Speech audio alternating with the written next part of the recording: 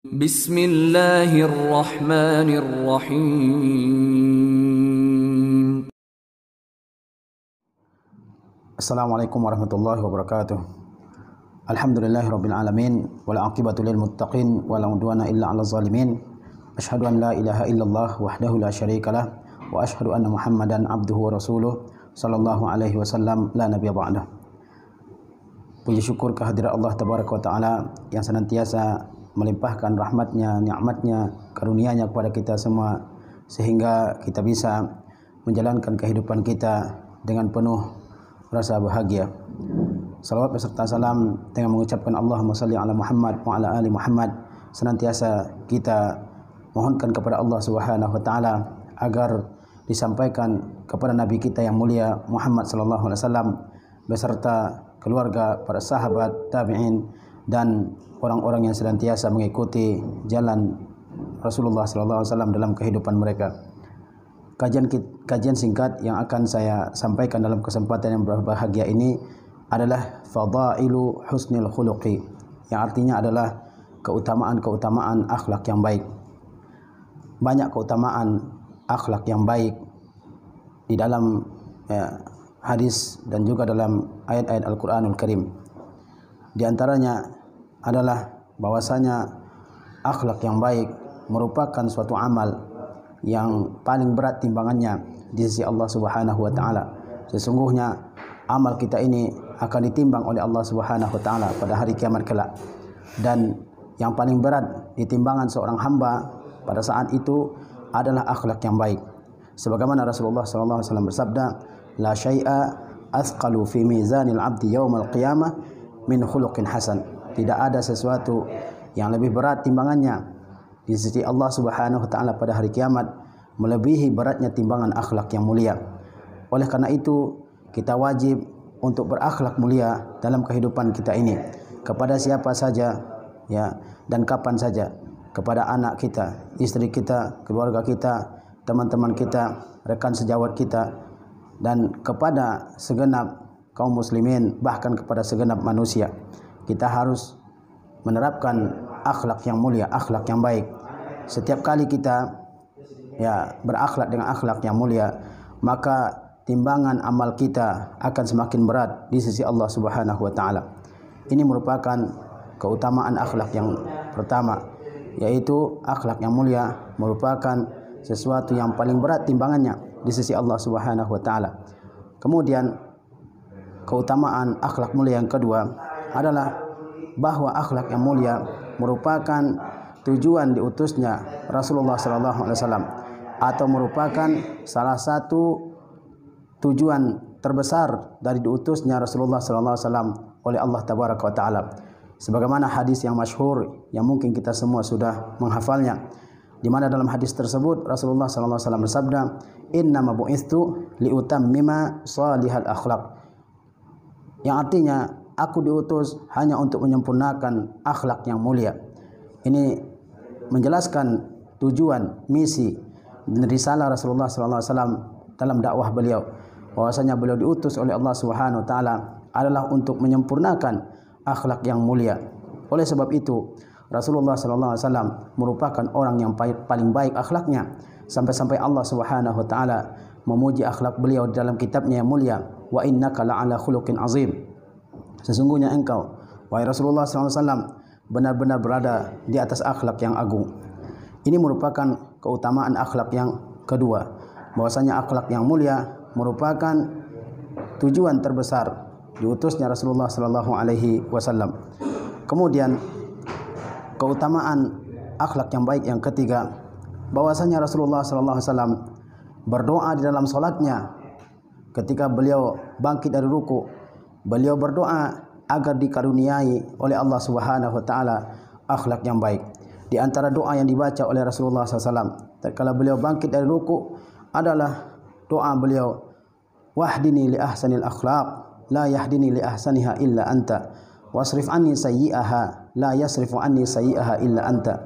Yang artinya, wahai Rabbku, tunjukkanlah aku kepada akhlak yang paling mulia, yang terbaik.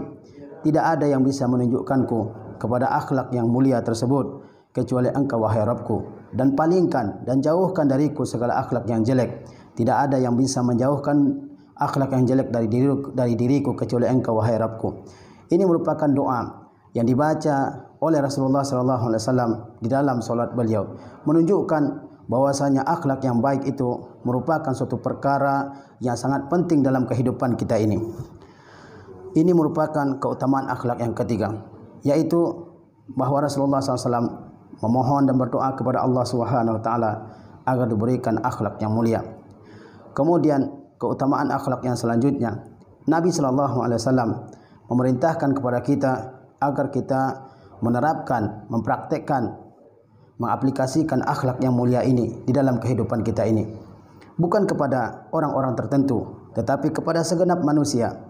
Sebagaimana hadis Rasulullah SAW, ittaqillaha haitsuma kunta, bertakwalah kalian kepada Allah dimanapun kalian berada, di saat sendirian, di saat bersama, di saat dengan anak-anak dan keluarga kalian, di saat bersama dengan teman-teman dan atasan kalian. Dimanapun kalian berada, bertakwalah kalian kepada Allah Subhanahu Wa Taala. Kerjakan apa yang Allah perintahkan dan jauhi apa yang Allah larang. Kemudian kata Rasulullah SAW, atbi'is sayyi'atal hasanah, ya ikutilah perbuatan yang buruk itu dengan perbuatan yang baik. Tatkala kalian terjatuh ke dalam perbuatan dosa, maka hapuslah dosa-dosa kalian tersebut dengan melakukan kebaikan, dengan bertaubat kepada Allah Subhanahu Wa Taala dengan taubatan nasuha. Kemudian kata Rasulullah SAW, wa khaliqin nasa bi khuluqin hasan, berakhlak baiklah kalian kepada segenap manusia. Rasulullah SAW tidak mengatakan berakhlak baiklah kalian kepada orang tertentu, tetapi kepada segenap manusia, kata Rasulullah SAW. Kenapa? Karena akhlak yang baik itu tidak kepada orang tertentu, tetapi kepada semua orang yang kita pergauli dalam kehidupan kita ini. Sebagian orang kita lihat mereka berakhlak yang baik kepada teman-temannya di kantornya, di tempat kerjanya, atau dia berakhlak baik kepada tetangga-tetangganya, tetapi kepada keluarganya akhlaknya buruk, akhlaknya kasar, dia temperamental, suka marah dan seterusnya. Ini tidak sesuai dengan kepribadian seorang muslim yang ideal. Muslim yang ideal itu akhlaknya senantiasa baik kepada siapapun, baik kepada kawan maupun kepada lawannya, kepada orang yang jauh dari dia, apalagi orang yang dekat dengan dia seperti keluarganya. Kemudian di antara keutamaan akhlak adalah bahwasanya akhlak yang baik itu merupakan sebab dicintainya seorang hamba oleh Allah Subhanahu Wa Taala. Orang yang berakhlak dengan akhlak yang baik, orang tersebut termasuk di antara hamba-hamba yang dicintai oleh Allah Subhanahu Wa Taala. Sebagaimana Rasulullah SAW bersabda, ahabbul ibadi ilallahi ahsanuhum khuluqan. Hamba yang paling dicintai oleh Allah Subhanahu Wa Taala adalah hamba yang paling baik akhlaknya. Rasulullah SAW tidak menjelaskan bahwasanya hamba yang paling dicintai oleh Allah Subhanahu Wa Taala adalah orang yang paling banyak hartanya, atau orang yang paling terkenal, atau orang yang paling sehat badannya, atau orang yang paling luas pergaulannya, atau orang yang paling banyak propertinya. Tidak. Orang yang paling baik di sisi Allah Subhanahu Wa Taala dan orang yang paling dicintai oleh Allah Subhanahu Wa Taala adalah orang yang paling baik akhlaknya kepada segenap manusia di dalam kehidupan ini. Kemudian dengan akhlak yang baik, dengan akhlak yang mulia, seorang mukmin bisa mendapatkan derajat yang tinggi, bisa mendapatkan kedudukan yang agung, bisa mendapatkan tempat yang mulia di dalam kehidupan ini. Sebagaimana Rasulullah SAW bersabda, innal mu'mina la yudrika bi husni khuluqihi darajata as-saimi wal qa'im. Sesungguhnya seorang mukmin bisa mendapatkan kedudukan yang tinggi yang diperoleh oleh orang yang senantiasa melaksanakan salat malam dan senantiasa berpuasa pada siang hari.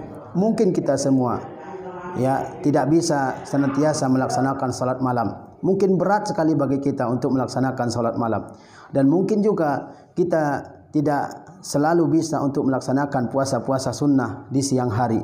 Banyak sebab-sebab dan faktor-faktor yang membuat kita tidak bisa melaksanakan qiyamul lail, salat malam, dan banyak juga sebab-sebab kita tidak bisa melaksanakan puasa pada siang hari. Tetapi kedudukan orang yang senantiasa melaksanakan salat malam dan kedudukan orang yang senantiasa ya berpuasa pada siang hari bisa diperoleh oleh kita dengan mengerjakan amalan yang lain, amal yang mudah. Apa itu? Yaitu senantiasa berakhlak yang baik. Apa contoh akhlak yang baik tersebut? Di antara para ulama ada yang mengatakan bahwa cakupan akhlak yang baik itu ada 3. Di antara yang berkata demikian adalah Ibnu Mubarak rahimahullahu taala. Beliau menjelaskan bahwa akhlak yang baik itu pertama bastul wajhi, yaitu wajah yang ceria. Ketika bertemu dengan siapapun dalam kehidupan ini, wajahnya ceria, bertemu anaknya, bertemu istrinya, bertemu bapak ibunya, bertemu saudaranya, wajahnya ceria. Kita kalau orang wajahnya ceria, maka ya suasana akan cair, suasana akan menjadi sejuk dan damai. Tetapi ketika kita bertemu dengan orang wajahnya kusut, wajahnya masam, ya kita akan ya menjauh dan menghindar dari orang tersebut. Kemudian kata Ibnu Mubarak, di antara cakupan akhlak itu adalah kaful aza, menahan diri kita dari menyakiti, dari mengganggu orang lain, baik mengganggu dengan ucapan, baik mengganggu dengan perbuatan. Kita tidak menggibah orang, kita tidak memprovokasi orang, kita tidak menghina orang, tidak mengolok-olok orang, tidak merendahkan orang, tidak memfitnah orang, tidak menuduh orang dengan berbagai macam tuduhan-tuduhan yang jelek. Ini termasuk akhlak yang baik. Begitu juga mengganggu orang lain dengan perbuatan-perbuatan kita. Misalnya kita ya memukulnya tanpa ada sebab, atau menzaliminya, menganiayanya, mengambil hartanya, ya kan, atau mengganggu anaknya dan seterusnya. Ini adalah termasuk di antara cakupan dari akhlak yang mulia, yaitu menahan diri kita agar tidak mengganggu orang lain. Bukankah orang muslim yang sebenar-benarnya adalah orang muslim yang senantiasa menjaga dirinya agar orang muslim yang lain selamat dari kejahatannya. Al-muslimu man salimal muslimuna min lisanihi wa yadihi. Orang muslim yang benar-benar muslim adalah seorang muslim yang berusaha mengamankan orang lain dari kejahatan lisannya dan juga dari kejahatan tangannya. Kemudian kaum muslimin yang dirahmati oleh Allah Subhanahu wa taala, di antara cakupan akhlak yang baik juga kata Ibnu Mubarak adalah bazlu an-nada, yaitu mengerahkan, memberikan segala sesuatu yang bermanfaat bagi orang lain dalam kehidupan kita ini. Kita bantu orang lain dengan pikiran kita, dengan tenaga kita, dengan ilmu kita, dengan kedudukan kita, dengan pengetahuan kita, dengan pergaulan kita. Kita bantu, dan kita bantu orang lain dengan harta kita. Terkala ada orang lain yang membutuhkan bantuan kita, ya mungkin berupa uang, berupa makanan, ya atau membutuhkan bantuan-bantuan yang lain, kita memberikan bantuan tersebut. Ini termasuk cakupan akhlak yang mulia. Kemudian di antara keutamaan akhlak yang mulia, bahwasanya akhlak yang mulia tersebut termasuk di antara sebab-sebab berkahnya kehidupan para hamba, dan termasuk di antara sebab makmurnya sebuah negeri, sebab berkahnya sebuah negeri. Sebagaimana Rasulullah SAW bersabda, silatul rahim wa husnul khuluq wa husnul jiwar. Kemudian kata Rasulullah SAW, yu'ammirani diyar wa yazidani fil a'mar. Kata Rasulullah SAW, ya menyambung tali kekerabatan, menyambung tali kekerabatan. Betapa banyak pada hari ini orang yang memutuskan tali kekerabatannya dengan saudaranya, dengan kakaknya, abangnya, pamannya, bibinya, bahkan tidak saling mengenal satu dengan yang lainnya. Padahal kita mengetahui bahwasanya menyambung tali kekerabatan, kemudian wa husnul khuluq, akhlak yang mulia, wa husnul jiwar, dan bertetangga dengan ya cara yang baik. Perbuatan-perbuatan tersebut, kata Rasulullah SAW, ya bahwa perbuatan tersebut yu'ammiranid diyar, bisa memakmurkan negeri. Negeri akan aman, negeri akan tentram, negeri akan penuh dengan keberkahan, kebaikan di dalamnya. Dan kata Rasulullah SAW, wa yazidani fil a'mar, dan perbuatan-perbuatan tersebut, akhlak yang baik, menyambung silaturahim, itu bisa menambah umur seorang hamba, bahkan bisa menambah panjang umur suatu bangsa. Kemudian di antara keutamaan akhlak yang mulia, bahwa seorang mukmin yang memiliki akhlak yang mulia, dia merupakan orang mukmin yang sempurna di sisi Allah Subhanahu wa taala. Sebagaimana Rasulullah SAW bersabda, akmalul mu'minina imanan ahsanuhum khuluqan. Orang mukmin yang paling sempurna imannya adalah orang mukmin yang paling sempurna akhlaknya. antara iman dan akhlak itu memiliki hubungan yang sangat kuat, memiliki ikatan yang sangat erat. Tidak dikatakan seorang itu beriman kalau dia memiliki akhlak yang buruk dalam kehidupan ini.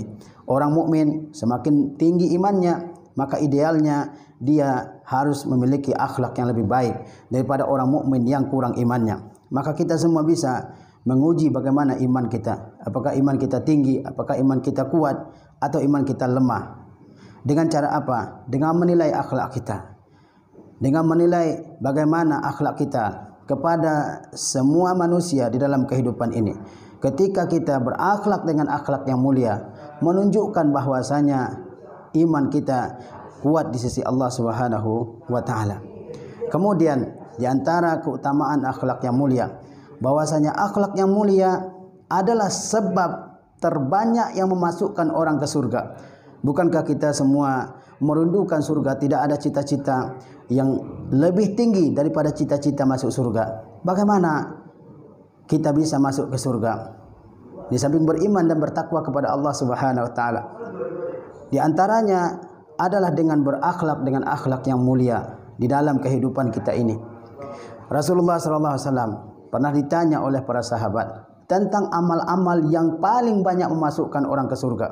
Rasulullah juga ditanya tentang amal-amal yang paling banyak memasukkan orang ke neraka. Apa kata Rasulullah SAW? Tatkala ditanya tentang amal yang paling banyak memasukkan manusia ke surga, kata Rasulullah, taqwallah wa husnul khuluq. Amal yang paling banyak memasukkan manusia ke surga ada dua, yaitu bertakwa kepada Allah Subhanahu wa taala, menjalankan segala yang Allah perintahkan, menjauhi segala yang Allah larang, dengan berdasarkan ilmu dari Al-Quranul Karim, dari sunnah Nabi SAW, dengan mengharapkan pahala dari Allah Subhanahu wa taala. Kemudian sebab kedua yang paling banyak masukkan orang ke surga adalah husnul khuluq, akhlak yang baik, akhlak yang mulia. Akhlak yang baik dan akhlak yang mulia merupakan sebab kedua terbanyak yang memasukkan orang kedua setelah bertakwa kepada Allah Subhanahu wa taala. Kemudian Rasulullah ditanya, apa amal yang paling banyak memasukkan manusia ke neraka? Kata Rasulullah SAW, al-famu wal farju. Yang paling banyak memasukkan orang ke neraka adalah al-famu, adalah kata-kata. Kata-kata yang kadang-kadang kita tidak sadari, asal ngomong, asal berbicara, tidak peduli apakah orang lain tersinggung. Bahkan dengan kata-kata yang kita ucapkan kita bisa keluar dari agama Allah Subhanahu wa taala. Bukankah kata-kata tersebut bisa mencelakakan seorang mukmin, sebagaimana yang kita ketahui dalam hadis Rasulullah SAW. Sesungguhnya ada orang yang berbicara dengan satu kata tanpa dia sadari apa yang dia ucapkan tersebut, dan kata tersebut menyebabkan orang tersungkur dalam neraka jahanam. Kemudian kaum muslimin yang dirahmati oleh Allah Subhanahu wa taala, yang paling banyak kedua yang masukkan orang ke neraka adalah al-farj, adalah kemaluan,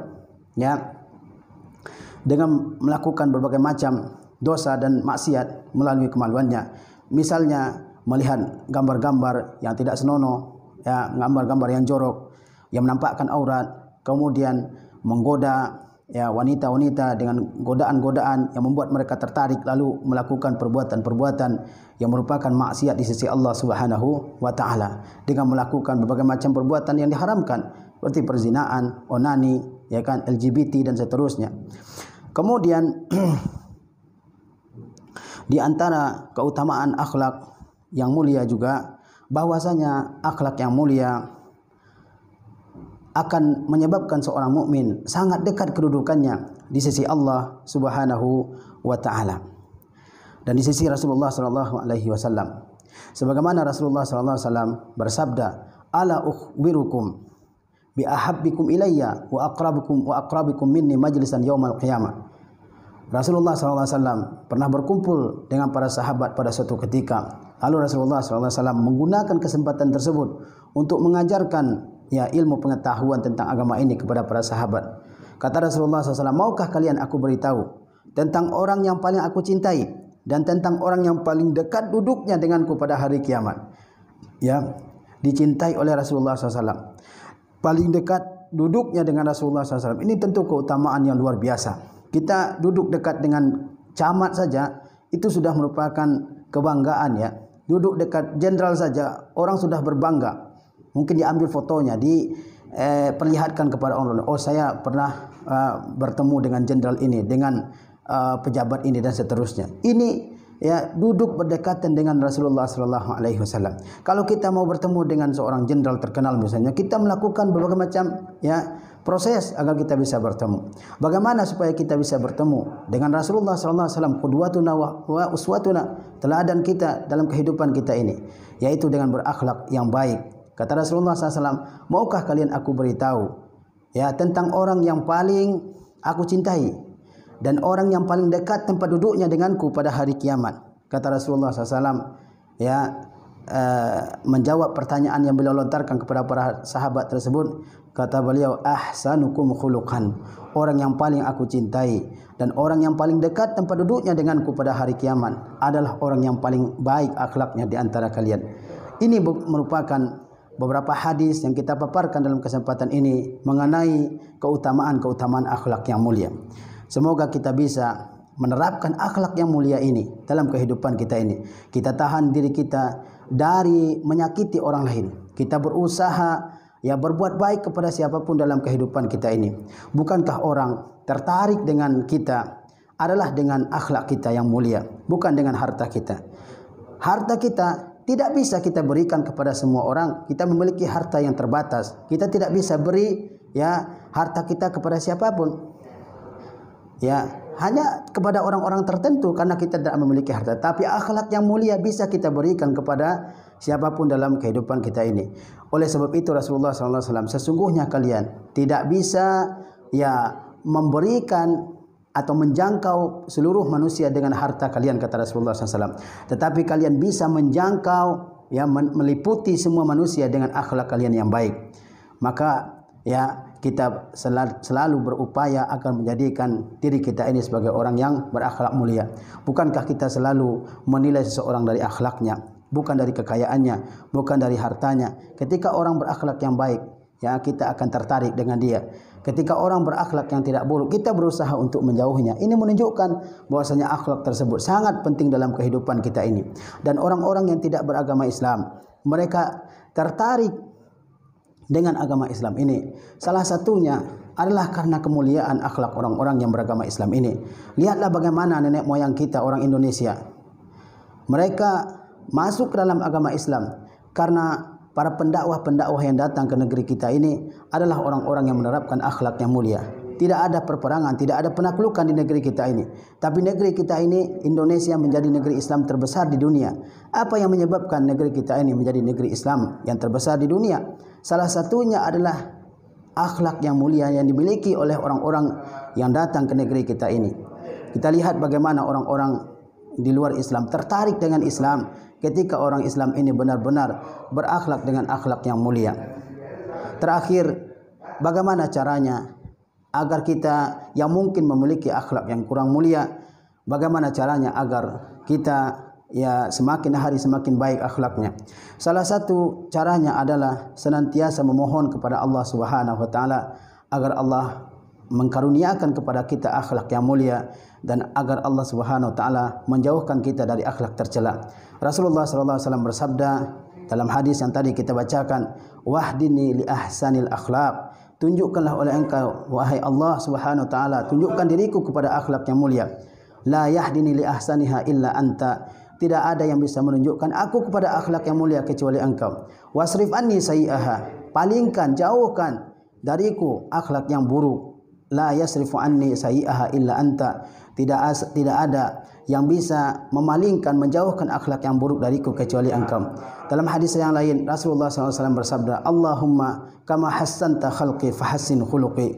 Ini juga doa yang seharusnya kita sering baca agar Allah Subhanahu wa taala memperbaiki akhlak kita ini. Apa doanya?